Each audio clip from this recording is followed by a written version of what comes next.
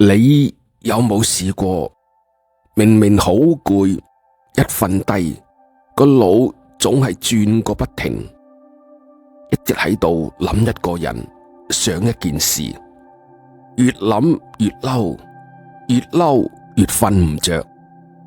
最煩嘅係你喺呢度失眠，佢早就瞓着咗。你用自己嘅命喺度替人哋受罪。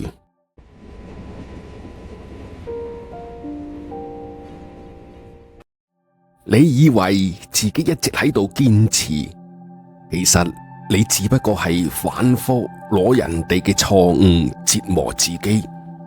你嬲，佢唔知道；你恨，佢唔在乎；你放唔低，佢早就翻篇啦。你一個人喺自己嘅心裏邊做大戲，但係佢連觀眾都唔係。呢一筆賬你點計都係蝕底嘅。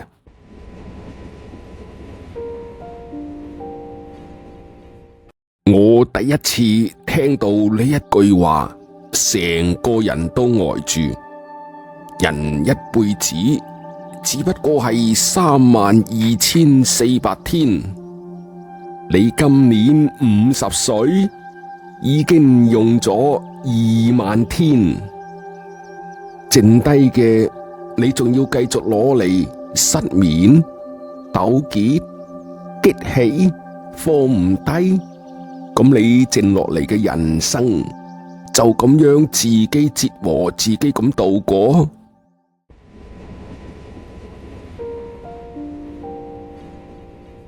我識得一個人，佢同佢大佬因為一筆錢反面，10幾年嚟唔來往。後來大佬病咗，病得好重，佢好想去關心一下，但係又落唔得面。佢喺度諗，等大佬好一啲再講。結果佢等唔到嗰一日，葬禮嗰一日，佢行埋一邊，不斷咁抹眼淚。佢講咗一句話，我一直記到而家。如果仲能見佢一面，我願意用10倍嘅錢嚟換。但係人生最殘忍嘅地方係，好多事情沒有如果。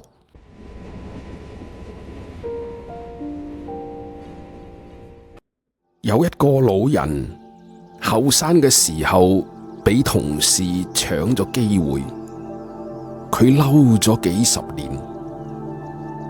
後嚟喺公園遇見，對方已經老到認唔出嚟，行路都要扶住拐杖。兩個人擦肩而過，邊個都冇講話。忽然間，老人醒悟，佢話：我嬲咗一世嘅人，早就唔係當年嗰個人啦。咁我呢一輩子到底喺度嬲乜嘢呢？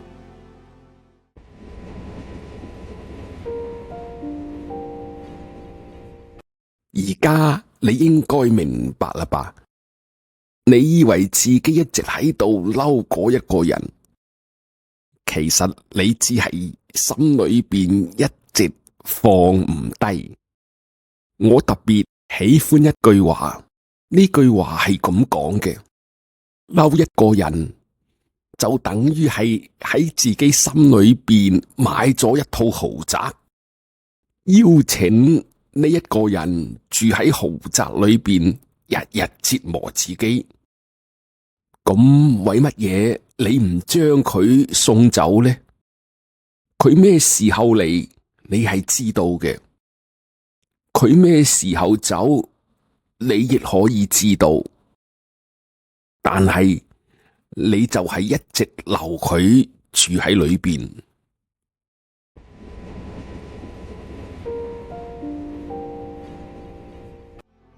好多人認為放低好難，其實唔難。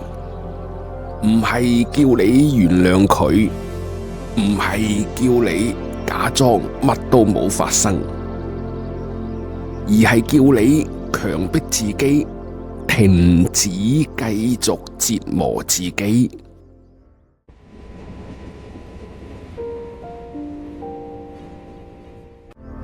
好多人放唔低，唔係因為事情太大，而係因為佢哋一直喺度想，一直喺度諗，就好似傷口一樣，佢哋不斷咁去挖，傷口又點會好呢？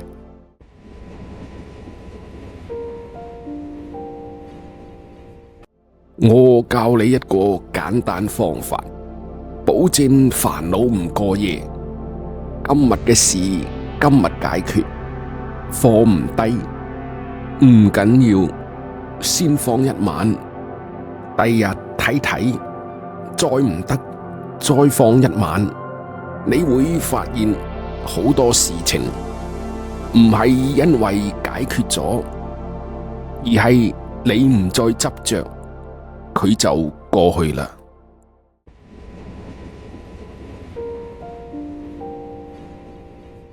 最後，我想問你一句話：你而家心裏邊到底有冇一個一直放唔低嘅人？如果有，我希望你做一件好簡單嘅事，就係喺評論區裏邊打2個字：算啦。唔係叫你原諒佢，亦唔係叫你認輸，而係放過你自己。